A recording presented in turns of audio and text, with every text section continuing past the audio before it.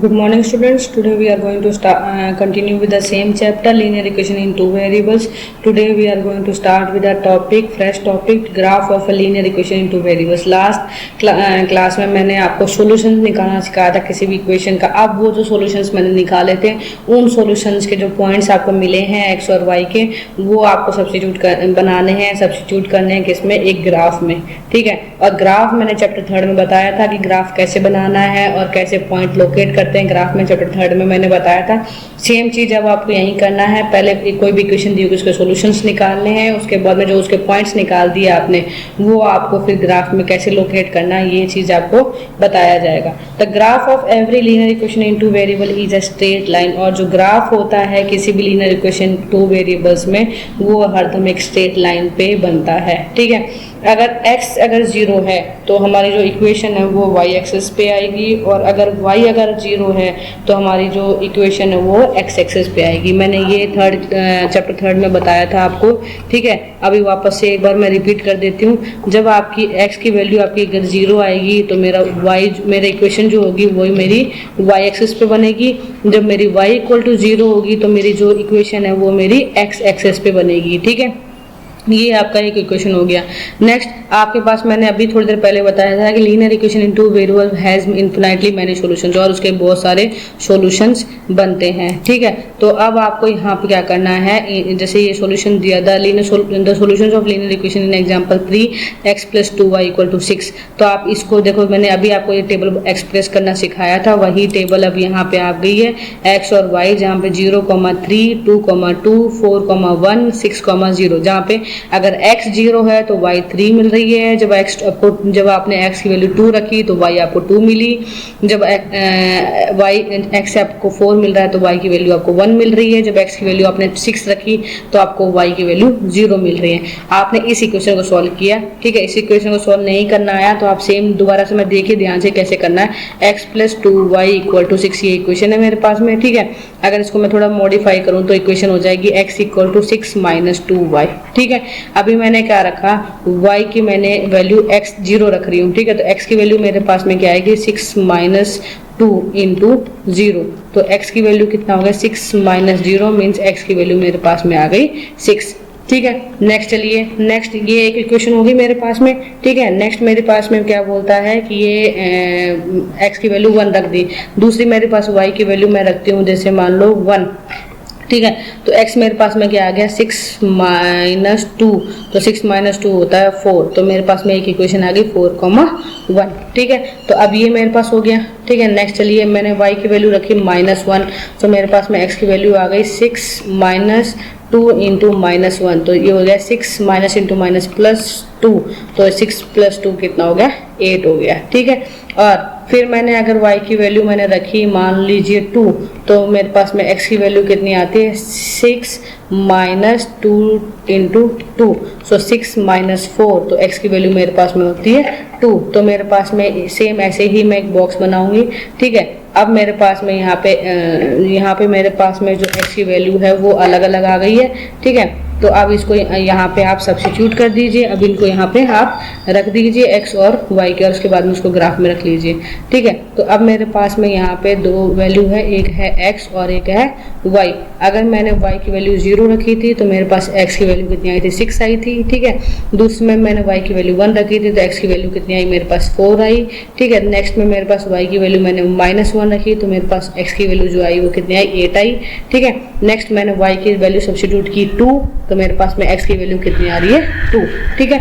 अभी मेरे पास में इक्वेशन बॉक्स बन गया. अब इसको मेरे को ये पॉइंट्स को मुझे लोकेट करना है कहाँ पे, ग्राफ पे. तो ग्राफ पे आप इजीली लोकेट कर दें, क्योंकि मैंने प्रीवियस चैप्टर में आपको पॉइंट्स कैसे ग्राफ में लोकेट करना सिखाते हैं वो मैंने आपको बताया था. ठीक है. हॉरिजॉन्टल लाइन और दो वर्टिकल लाइन, 2 लाइंस होती हैं. जो वर्टिकल लाइन होती है उसको बोलते हैं y एक्सिस, और जो हॉरिजॉन्टल लाइन होती है उसको बोलते हैं हम x एक्सिस. और फिर आपको इसको इस तरह पॉइंट को लोकेट करना है. ठीक है. Let us list our observation. अब ऑब्जर्वेशन हमने क्या देखा, every point whose coordinate satisfy equation 1 lies on the line AB. जो भी पॉइंट इक्वेशन 1 के जो भी पॉइंट सेटिस्फाई कर रहे हैं वो आपको लाइन ए बी पे, ये ए बी जो लाइन है इस पे मिलेंगे आपको ये सारे पॉइंट। ठीक है, और every point a, b on the line A B gives a solution x equal to a, y equal to b of equation 1। और आपको जो पॉइंट है a, b जिसमें कि a जो है वो x है आपका और y जो है आपका b है। मतलब मैंने आपको बताया था चैप्टर 3 में कि कोई भी जो पॉइंट हम लिखते हैं या फिर कोऑर्डिनेट पॉइंट्स लिखते हैं उसमें हम पहले लिखते हैं x और फिर लिखते हैं हम y। तो कहीं ना कहीं हमारे पास a जो है वो है x और y जो है हमारा वो है y जो है वो हमारा है b। Any point which does not lie on the line A B, और कोई भी लाइन जो ए बी पे लाई नहीं हो रहा is not a solution of equation 1। और जो भी ए बी के ऊपर जो भी पॉइंट नहीं आ रहे इट मीन्स वो उसका सॉल्यूशन नहीं है। ठीक है, नाउ आपके पास में ये क्वेश्चन दिया हुआ है, given the point 1,2 find the equation of a line on which it lies. अब आपको ये बताना है कि ये जो है वो किस लाइन पे लाई होगा। How many such solutions are there, और कितने सॉल्यूशंस बनेंगे। ठीक है, आपको ये बताना है। तो here 1,2 is a solution of linear equation you are looking for. अब आपको एक लीनियर इक्वेशन है जिसका आपको क्या है 1,2 आपका एक उसका किसी भी लीनियर इक्वेशन का एक सॉल्यूशन है। ठीक है, so you are looking for any line passing through the point 1,2। और अब आपके जाकर देख रहे हो एक ऐसी लाइन जो 1,2 को पास करती हुई जा रही है, जो उसको काटती हुई जा रही है। ठीक है, one example of such a linear equation is x plus Y equal to 3।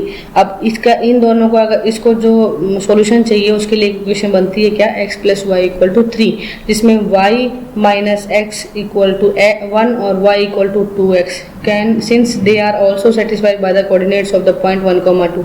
अब ये इक्वेशन तो बनती है, इसके अलावा मेरे पास बनती है y minus X equal to 1 और y इक्वल टू 2x। ये दोनों मिला के ये तीनों इक्वेशन जो है 1,2 के एक सॉल्यूशन की इक्वेशन बनती है। In fact there are infinitely many linear equation such are satisfied by the coordinates of the point 1,2 means there are infinitely many linear equation. मतलब इस आपको एक लीनियर इक्वेशन पे बहुत सारे infinitely many coordinates many solutions मिल रहे हैं, और जिसमें कि एक सॉल्यूशन आपका जो है वो है 1,2। ठीक है, तो आपको क्या है इन्फिनिटली मैनी लीनियर इक्वेशंस बन रही हैं आपके इस पॉइंट को यूज करके। ठीक है, नेक्स्ट क्वेश्चन देखिए, draw the graph x plus Y equal to 7। आप क्या करना है x plus Y equal to 7 से आपको क्या करना है एक ग्राफ बनाना है। ग्राफ बनाने के लिए आपको सेम क्या करना है, पहले x और y x plus Y equal to 7 के को सॉल्व करना है और उसके सॉल्यूशंस बनाने हैं। सॉल्यूशंस बनाने के बाद में फिर उसको आपको इस ऐसे ग्राफ पे इसको सब्स्टिट्यूट लोकेट करना है या फिर उसको सब पॉइंट सब्स्टिट्यूट करना है। ठीक है, इसको करने के लिए सेम यही चीज़ है कि आपके पास में इक्वेशन है, आपके पास इक्वेशन है x plus Y equal to 7। तो x इक्वल टू कितना हो गया 7 माइनस वाई, आपके पास में इक्वेशन आ गई। ठीक है, अब मैंने y की वैल्यू अगर मैं 0 रख रही हूँ तो मेरे पास में x की वैल्यू आती है 7। अगर मैं y की वैल्यू रखती हूँ मैं 7 तो मेरे पास में x की वैल्यू आती है 0। ठीक है, अगर मैं y की वैल्यू रखती हूँ 1 तो मेरे पास में x की वैल्यू जो आती है वो आती है 7 माइनस 1, सो ये हो गया 6। ठीक है, अगर मैं y की वैल्यू रखती हूँ 2 तो मेरे पास में x की वैल्यू आती है वो आती है 7 माइनस 2, तो 7 माइनस 2 होता है 5। तो मेरे पास में पॉइंट हो गया, एक पॉइंट हो गया मेरे पास में 7,0। ठीक है, दूसरा हो गया 0,7। ठीक है, उसके बाद में मेरे पास में दूसरी वैल्यू आ रही है 6,1, फिर उसके बाद में मेरे पास आ रही है 5,2। ये मेरे पास में सॉल्यूशंस हो गए। अब मुझे क्या करना है, इसको इस बॉक्स की तरह बनाना है। ठीक है, मेरे को ऐसे एक बॉक्स बनाना है। ठीक है, इसमें मेरे को वही चीज़ लिखनी है, एक लिखना है x, एक तरफ लिखना है x और नीचे की तरफ लिखना है y। ठीक है, अब मेरे पास में पहला सॉल्यूशन है जिसमें है 7 और 0। ठीक है, दूसरा है मेरा 0 और 7। ठीक है, फिर उसके बाद में मेरा है 6,1 और उसके बाद में मेरी इक्वेशन बन रही है 5, मेरा सॉल्यूशन आ रहा है 5,2। अब आपको क्या करना है, इस ग्राफ में लोकेट करना है और उसको यहाँ पे शो करना है। ठीक है, समझ में आपको ग्राफ पे तो शो कर लोगे आप इजीली, बस सॉल्यूशन निकालना नहीं आया वो मैंने आपको बता दिया कैसे करना है। ठीक है, नेक्स्ट क्वेश्चन बोलता है, you know that the force applied on a body is directly proportional to the acceleration produced in the body। अब आपने चैप्टर 9 में आपने क्लास 9 की साइंस में चैप्टर 1 फिजिक्स का पढ़ा होगा, जिसमें आपको एक्सेलरेशन और फोर्स ये सब बताया है, ठीक है। तो you know that the force applied on a body is directly proportion, जो फोर्स होती है वो डायरेक्टली डायरेक्टली प्रोपोर्शन है, मतलब वो उसके एकदम directly proportion to the acceleration produce in the body. जो भी आपके बॉडी में जो भी हलचल हो रही है, जो भी एक्सेलरेशन हो रही है, वो उसके एकदम डायरेक्टली मतलब वो फोर्स लग रही है, ठीक है। तो right an equation two express this situation and plot the graph of the equation. अब आपको क्या करना है, इस पे बेसिक इक्वेशन लिखनी है और उसके बाद में उसको प्लॉट पे लोकेट करना है पॉइंट को, ठीक है। Here the variables involve are force and acceleration. यहाँ पे दो लग रही चीज़ें लग रही हैं, एक फोर्स और एक आपका एक्सेलरेशन, ठीक है। Let the force applied equal to Y, जो फोर्स है वो वाई है और जो एक्सेलरेशन है वो आपका एक्स है। अब क्या बोल रहा है कि जो फोर्स है वो जो बॉडी पे अप्लाई हो रही है वो directly proportion to the acceleration, और वो डायरेक्टली प्रोपोर्शन है किसके, एक्सेलरेशन के। तो आपकी जो फोर्स है वो है आपका वाई, ठीक है। यहाँ पे जो फोर्स है वो है वाई और एक्सेलरेशन है एक्स। तो आपकी इक्वेशन क्या बन गई, Y equal to K x, ये आपकी इक्वेशन हो गई, ठीक है। समझ में आ रहा है आपको, Y equal to K x, क्योंकि यहाँ पे डायरेक्टली प्रोपोर्शन का मतलब होता है, जैसे अगर मैं डायरेक्ट बताऊँ तो इसको छोड़िए, चलिए इसको रहने दीजिए। अभी देखिए मैंने बताई वाई, मेरे पास में जो आपकी वाई है वो डायरेक्टली प्रोपोर्शन, तो अगर फिजिक्स के लैंग्वेज में लिखो तो वाई प्रोपोर्शन टू एक्स, ठीक है। जब ये प्रोपोर्शन का निशान हटता है तो यहाँ पे लगता है के का निशान। जब के लगता है तो एक कांस्टेंट लगता है, कोई भी एक नंबर कांस्टेंट लगता है के, ठीक है। के या फिर कोई भी नंबर कांस्टेंट ला दो, तो हमने यहाँ पे रखा के और ये मेरा है एक्स के बराबर, तो मेरी इक्वेशन होगी Y equal to K x, ये इक्वेशन होगी। अब मुझे क्या रखना है, यहाँ पे कुछ ना कुछ पॉइंट्स बनाने हैं और उसके सॉल्यूशंस लिखने हैं, ठीक है। सॉल्यूशंस बनाने के लिए सेम चीज़ यहाँ पे वही है कि आप यहाँ पे वाई की वैल्यू एक्स की वैल्यू रखते जाइए, वाई की वैल्यू आपको मिलती जाएगी। जैसे आपने एक्स की वैल्यू अगर 0 रख रहे हो तो वाई की वैल्यू आपको क्या मिल रही है, 0 मिल रही है, ठीक है। अगर आप x की वैल्यू 1 रखते हो तो y की वैल्यू आपको k मिलती है, ठीक है। अगर x की वैल्यू आप -1 रखते हो, आप x की वैल्यू -1 रखते हो तो y की वैल्यू क्या मिलेगी, -k मिलेगी। ऐसे करके आप सॉल्यूशंस निकालते जाइएगा और फिर इसको एक ग्राफ पे सब्स्टिट्यूट कर दीजिएगा, ठीक है। अब यहाँ पे कहीं ना कहीं अगर मान लो आपको k के फॉर्म में, तो आपको क्या ड्रॉ किया जाएगा, कुछ नहीं कर सकते, ठीक है।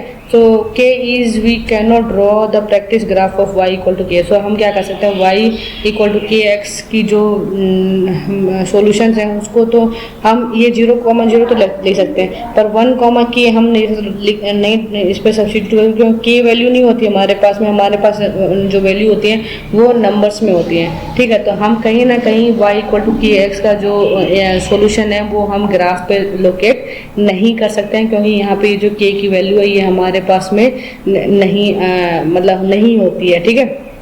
तो हमें क्या करना है, या तो k की वैल्यू पहले फाइंड आउट करनी है, उसके बाद में फिर हम उसको लोकेट कर सकते हैं, ठीक है।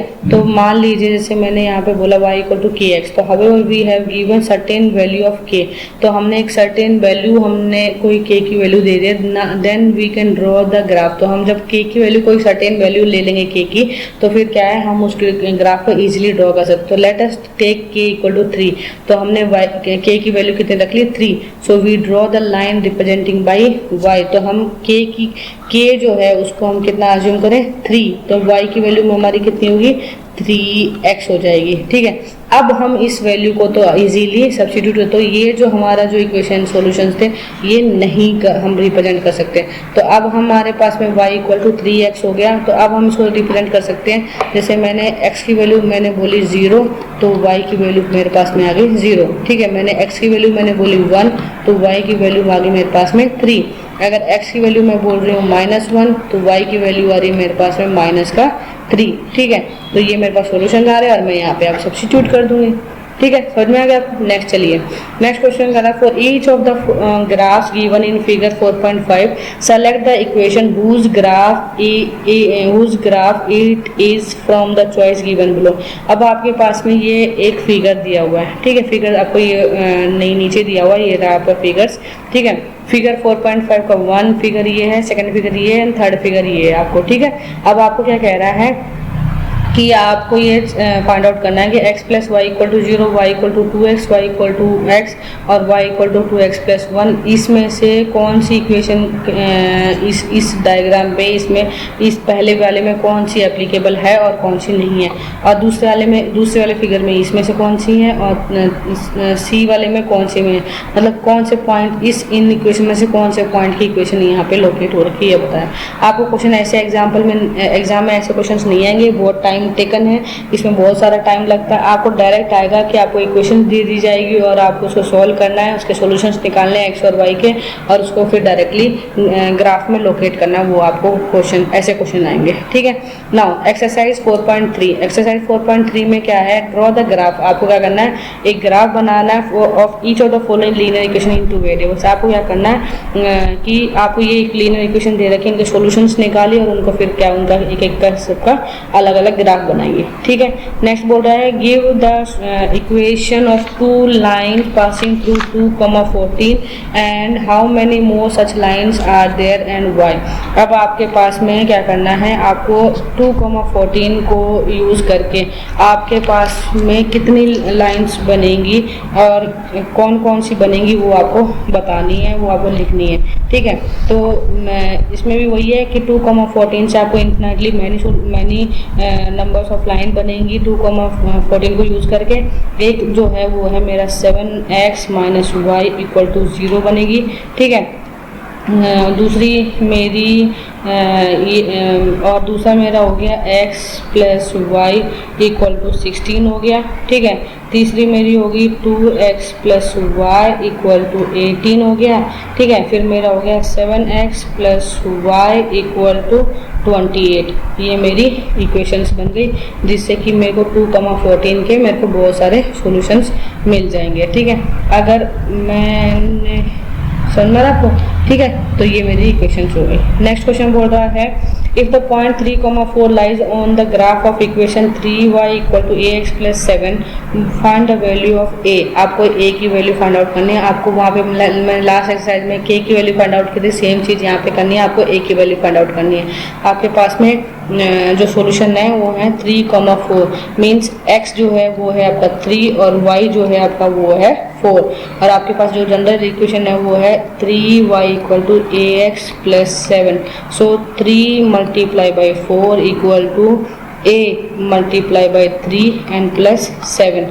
तो ये होगा 3 4 12, ठीक है। ये होगा 3a और दिस वन इज प्लस 7। अब इसको इधर लेके आइए, ठीक है। तो 3a इक्वल टू कितना होगा 12 माइनस 7, 12 माइनस 7, तो 3a इक्वल टू कितना हो गया 5, ठीक है। और a इक्वल टू कितना होगा 5/3, जो आपकी a की वैल्यू आ गई वो आ गई 5/3, ठीक है। ये आपका a की वैल्यू फाइंड आउट होगी, ठीक है। नेक्स्ट चलिए, नेक्स्ट बोल रहा है आपको ग्राफ एक क्वेश्चन दे दिया, आपको उसका जनरल इक्वेशन लिखनी है, उसके सॉल्यूशंस फाइंड आउट करने हैं और उसके बाद में आपको उसका ग्राफ बनाना है। बट मैं क्या करूँगी यहाँ पे हर एक क्वेश्चन का आपको इक्वेशंस बना के दे दूँगी कि इस इक्वेशन का ये इक्वेशन बनेगी, इसकी ये बनेगी, ऐसे बना के दे दूँगी। उसके बाद में आपको उनके आंसर्स फाइंड आउट करने हैं, ठीक है। The taxi fare in a city is as follows. For the first kilometer the fare is 8 kilometre. जैसे टैक्सी आपने टैक्सी कभी यूज़ की होगी, टैक्सी का किराया भी बहुत देखा होगा कैसे कैसे यूज़ होता है। वैसे ही 1 किलोमीटर के लिए जो टैक्सी का किराया है वो 8 जो है रुपीज़ है वो फिक्स है, ठीक है। And for subsequent distance it is 5 पर किलोमीटर। और जब जैसे जैसे एक किलोमीटर के लिए फिक्स है 1 रुपीज़, ठीक है।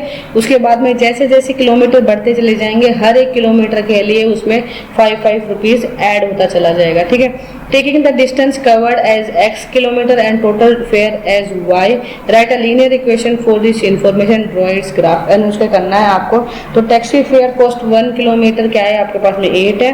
ठीक है, यहाँ पे आपको दिया हुआ टैक्सी फॉर 1 किलोमीटर इज 8। ठीक है, और आपको क्या करना है, और सब्सिक्वेंट अगर जो किलोमीटर बढ़ रहे हैं उसमें 5 ऐड हो रहा है, तो आपकी जो इक्वेशन है वो क्या बनेगी, वो बनेगी, देखिए y equal to 8 plus 5x minus 1।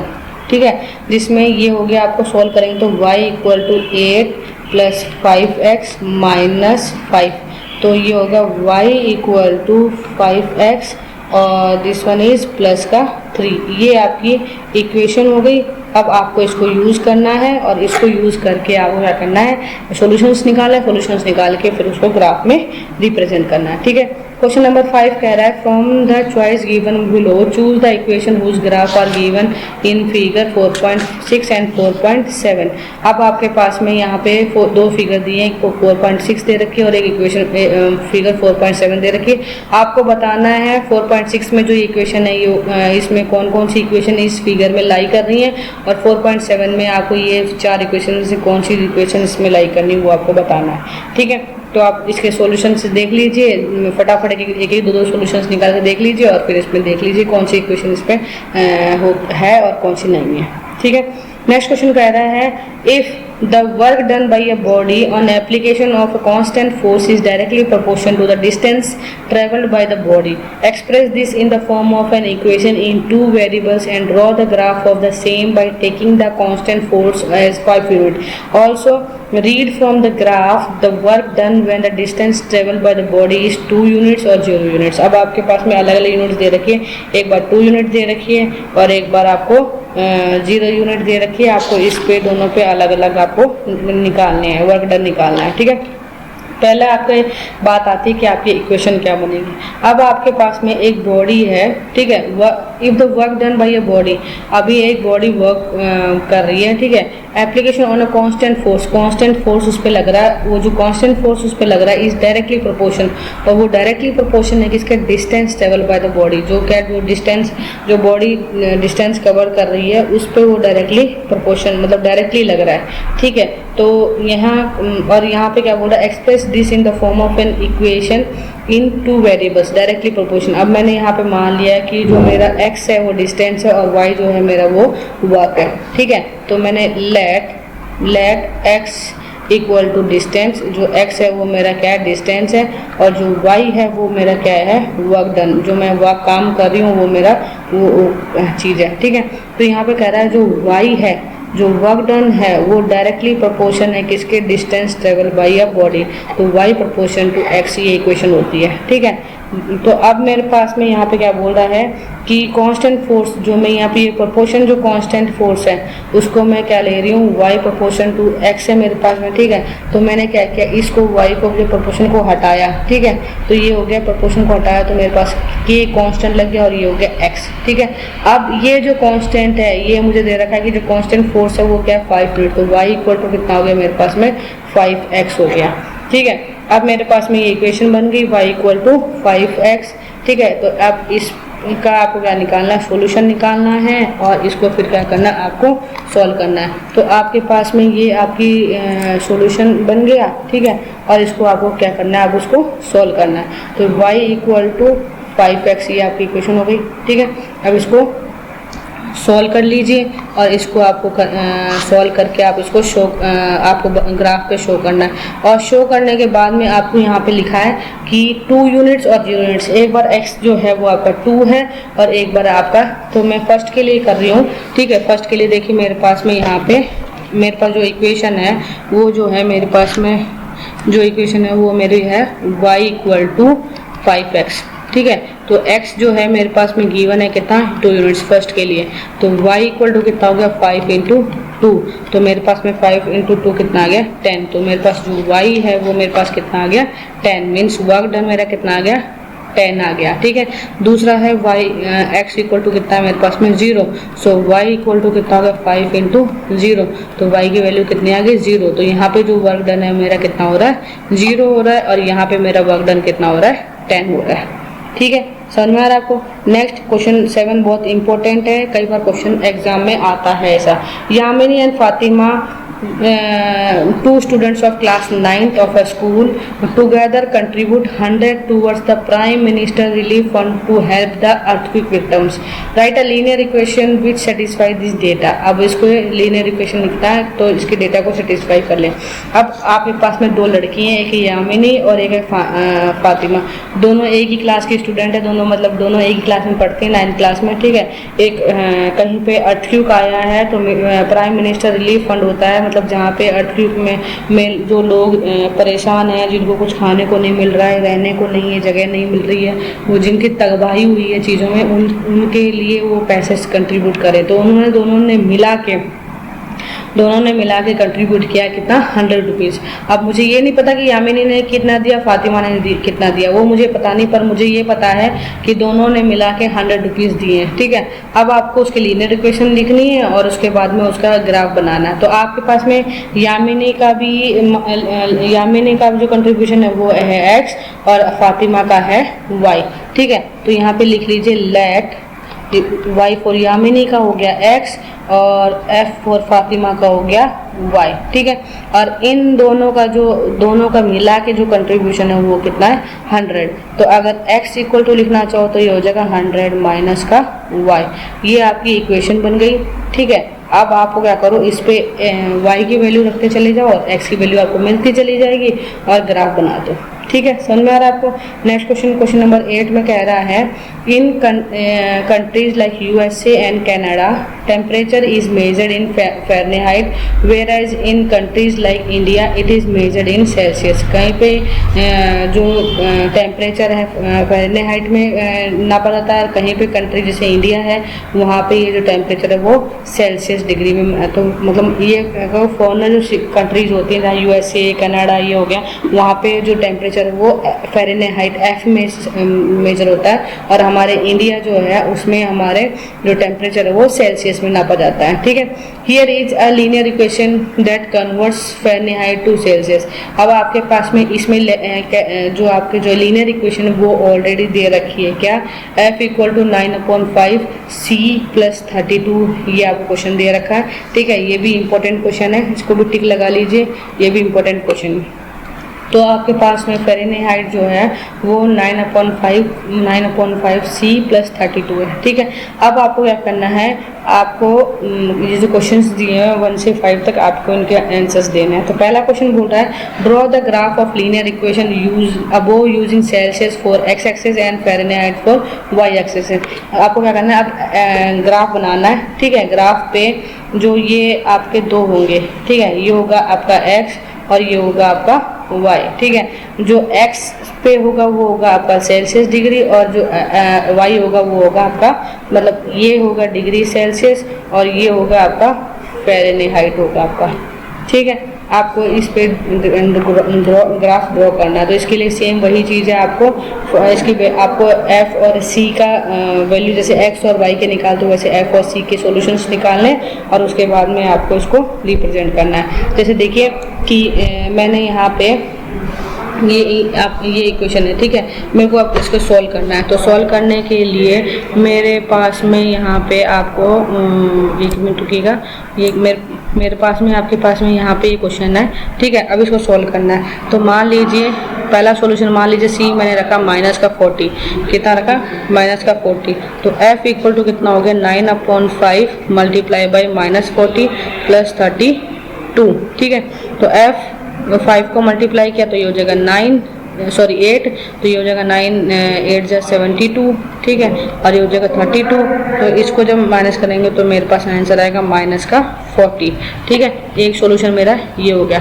Second solution मैं क्या निकाल रही हूँ कि मैंने मान लिया c इक्वल टू 10, मैंने क्या रखा, c की वैल्यू कितनी रखी 10, तो f इक्वल टू कितना हो गया 9/5 मल्टीप्लाई बाई 10 प्लस 32, तो 5 पंजा 5, 5 2 जा, तो 9 2 जा 18, 18 प्लस 32, तो 18 प्लस 32 होता है 50। ठीक है, ये आपके पास में दूसरा हो गया। अब आपको इनको क्या करना है, बॉक्स वो उस पर ग्राफ में रिप्रेजेंट करना है। ठीक है, नेक्स्ट बोल रहा है if the temperature is 30 degree Celsius, अगर आपके पास में जो आपका टेम्परेचर है वो 30 डिग्री है, मतलब आपके पास में C जो है वो है 30 आपको गिवन है, तो F की जो वैल्यू होगी, जो F की वैल्यू होगी, तो आपकी जो वैल्यू आप सॉल्व करोगे तो आप F की वैल्यू क्या मिलेगी आपको 86 डिग्री फ़ारेनहाइट मिलेगी। ठीक है, नेक्स्ट है if the temperature is 95 degree Fahrenheit और सेल्सियस। अब नेक्स्ट वाले में आपके पास जो फ़ारेनहाइट है वो आपका 95 है, तो आपका जो सेल्सियस है वो आपका कहीं ना कहीं कितना आएगा 35 डिग्री सेल्सियस आएगा। आप सॉल्व करके देखिएगा, चेक कीजिएगा, आपको यही आएगा। ठीक है, नेक्स्ट में बोल रहा है if the temperature is 0 degree what is the temperature in Fahrenheit and if the temperature is 0 degree Fahrenheit what is the temperature in Celsius. तो आपको अब यहाँ पे बता रहा है कि अगर मान लीजिए आपका जो 0 डिग्री सेल्सियस है, तो मतलब आपका जब C जो है वो आपका कितना आएगा, C जो है आपका वो 0 आएगा। ठीक है, जो आपकी C जब आपकी 0 है, ठीक है, तो आपका जो फ़ारेनहाइट है वो आएगा आपका 32 डिग्री फ़ारेनहाइट आएगा। ठीक है, और जब फ़ारेनहाइट आपका 0 होगा तो आपकी जो C की वैल्यू जो है वो आएगी आपके पास, जो C की वैल्यू आएगी वो आएगी 17.8 डिग्री सेल्सियस आएगी।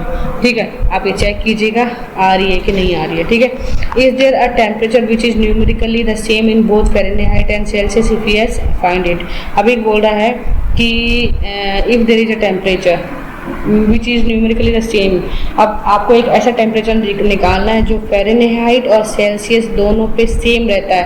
अगर ऐसा है तो बताइए कौन सा होगा। तो इसको निकालने के लिए देखिए, जब डिग्री इस पे क्या होगा कि C भी जब आपका क्या होगा -40 डिग्री सेल्सियस होगा और फ़ारेनहाइट भी आपका -40 डिग्री फ़ारेनहाइट होगा, तब आपका जो सॉल्यूशन होगा वो दोनों सेम होगा। मीन्स आपका जो सॉल्यूशन होगा वो होगा -40